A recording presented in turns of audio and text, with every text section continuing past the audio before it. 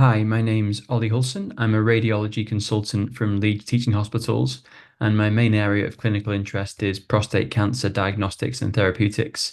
And I've been invited to talk to you today about the modern prostate cancer diagnostic pathway. So I hope that by the end of my talk, you will have an appreciation of the huge advances that have been made in diagnosing prostate cancer, relating particularly to prostate MRI and transperineal prostate biopsy. We will do a little bit of stargazing and look to the future to see what further developments are on the horizon. And I hope that you will come away from this talk feeling that perhaps the scales have tipped with these advances in favour of early and opportunistic counselling and PSA testing, particularly in those men most at risk of prostate cancer. So if we rewind just 10 years, the diagnostic pathway for patients with suspected prostate cancer was very simple and very different to what we see today. Men were typically referred in by their GP, usually with a PSA test and digital rectal examination beforehand. They would then be seen in the urology clinic by one of the urology doctors, typically, where the DRE would often be repeated, and you can question the usefulness of this. Following which, if there was enough suspicion of prostate cancer, in other words, if the patient didn't have a confounding factor such as prostatitis or felt simply to have benign prostatic enlargement by the clinical team, and indeed they were deemed fit enough for treatment, they would be referred for a systematic transrectal ultrasound-guided prostate biopsy or TRUS biopsy. Unfortunately, each element of the diagnostic toolkit was far from perfect.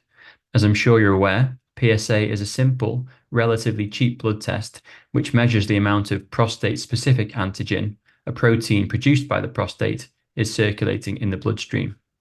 As the name suggests, PSA is specific to the prostate, but unfortunately is not very specific to prostate cancer and can be raised in benign prostatic enlargement, prostatitis or inflammation of the prostate, and even can be raised following sexual intercourse, ejaculation, or a digital rectal examination.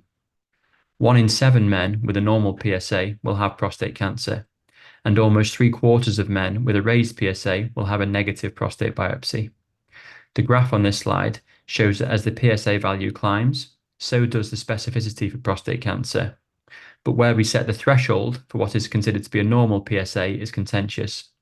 In the UK currently, the NICE committee recommends an age-stratified PSA, allowing higher values for men as they age. Digital rectal examination, again, as you might have guessed, is not a perfect test. It is almost the opposite to PSA, however, in that the specificity is very high, but the sensitivity is low.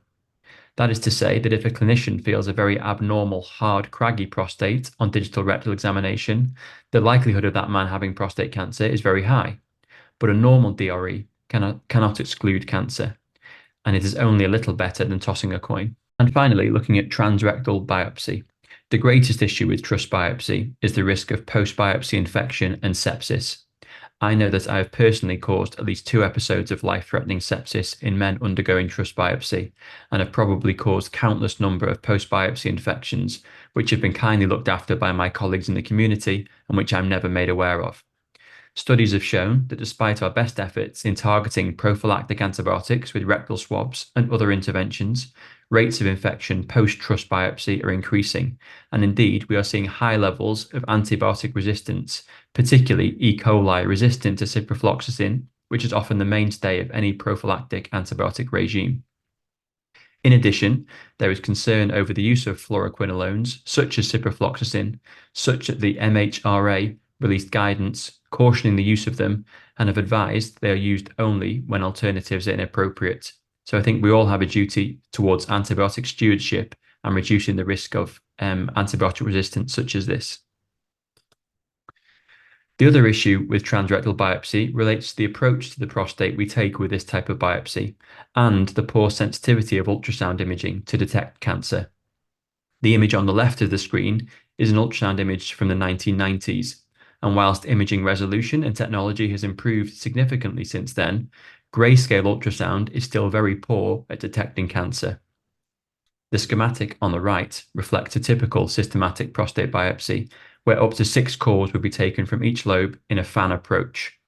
This could only skirt or may even miss the larger red lesions depicting clinically significant tumours, but may biopsy straight through a smaller, clinically insignificant tumour, as depicted by the small yellow nodule here. Also, the anterior gland would not usually be biopsied at all, and at the time, we didn't know what we didn't know. That was until the PROMISE study was published in 2017, led by Hash Ahmed and his team from Imperial. This compared the accuracy of pre-biopsy multiparametric prostate MRI with transrectal ultrasound-guided biopsy and found that many more cancers were picked up on MRI compared to trus biopsy. Indeed, the sensitivity of MRI was over 90%, effectively meaning that those with a negative MRI could safely avoid prostate biopsy. As you can see here, the specificity is still only moderate, leading to a large number of false positives, but this has probably improved since then, with improvements in scanning protocols and radiologist experience. The example shown at the bottom of the slide here demonstrates a small nodule in the left peripheral zone, highlighted by the pale pink arrow. And the images here are T2 weighted, diffusion weighted, and contrast enhanced imaging, which are all parameters of the multiparametric prostate MRI. This would hopefully be picked up by a standard systematic trus biopsy, as I showed you, targeting the periphery of the gland. But the anterior lesion, which is much more difficult to see, depicted by the blue arrows here, would obviously not be biopsied on a systematic trus biopsy, and this was proven to be Gleason 8 tumour at transperineal biopsy.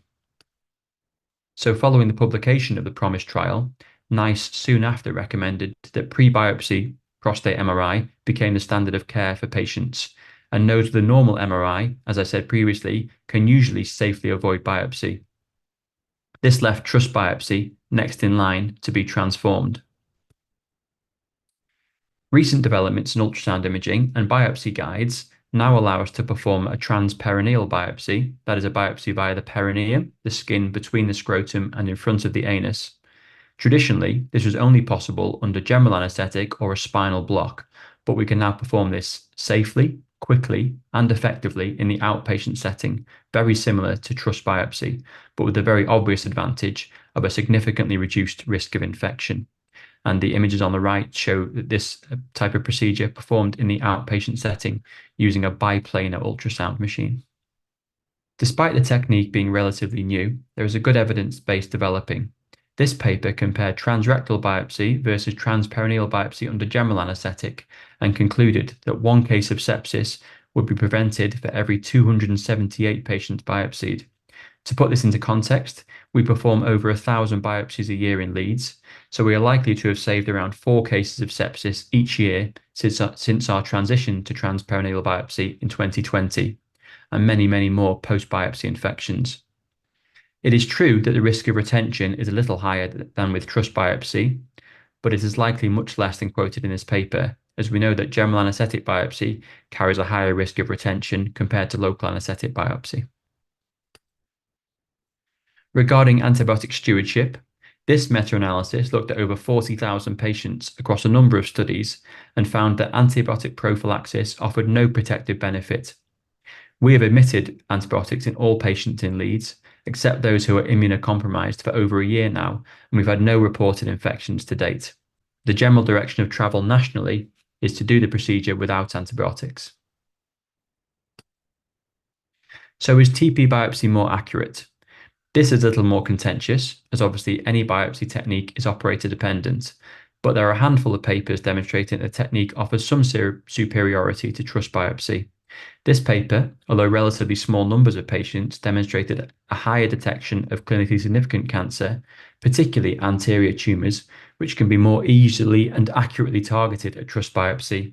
And there may also be some benefit in targeting smaller lesions, see here, down to 8 millimeters in size in the transperineal approach.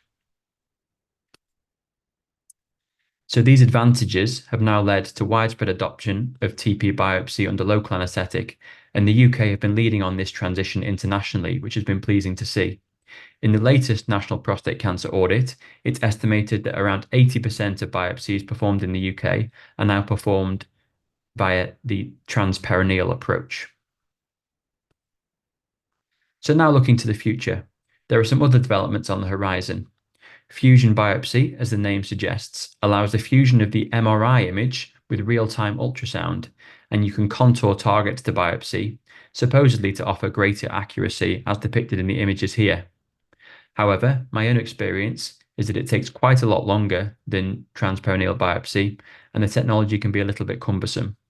The NICE Committee's diagnostic guidance from last year stated that there is currently not enough evidence to recommend fusion technology outside of the research setting, but I'm sure as the technology evolves, this may change in the future. With the introduction of pre-biopsy MRI and LATP biopsy, there is some movement towards a rapid access clinic or one-stop shop for men with suspected prostate cancer, similar to the excellent service offered to women in the breast clinic. A small number of centres have moved to this approach, but it obviously requires a significant investment and realignment of resources and can make for quite a long day for patients. But I do think this would become more commonplace in the next few years. With the developments again with good quality MRI and biopsy, the question is often asked about whether we need to treat the whole gland or even remove the whole prostate gland if we've only proven there is tumour in one quadrant, for example.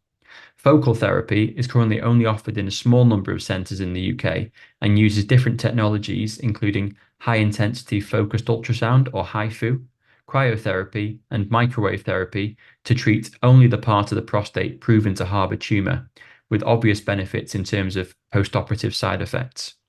The PART trial, being led by the trials team in Oxford, hopes to add to the evidence base for this exciting technology. And again, I think this will become more available to more men in coming years. And finally, the topic of screening for prostate cancer has been very contentious. And obviously, we need to weigh up the risk of missing cancer in men against the risk of overdiagnosis and overtreatment of low-risk prostate cancers that we know are very unlikely to cause harm to those men diagnosed. The Transform trial, funded by PC UK and NIHR, is hoping to start recruiting men later this year, utilising the latest technology to hopefully prove that prostate cancer screening can be both clinically and cost-effective. So in conclusion, I hopefully demonstrated to you the huge advances we've made in prostate cancer diagnostics in recent years, particularly relating to pre-biopsy MRI and LATP biopsy. This leads to less unnecessary biopsies, avoiding overdiagnosis and overtreatment of clinically insignificant prostate cancer. Hopefully you've seen that scales have tipped in favour of early opportunistic patient counselling and PSA testing, particularly in at-risk men. And there are a number of exciting developments on the horizon, not least the potential for screening in men at risk of prostate cancer. If you'd like to do any further reading, these are my references for the talk today. Thank you.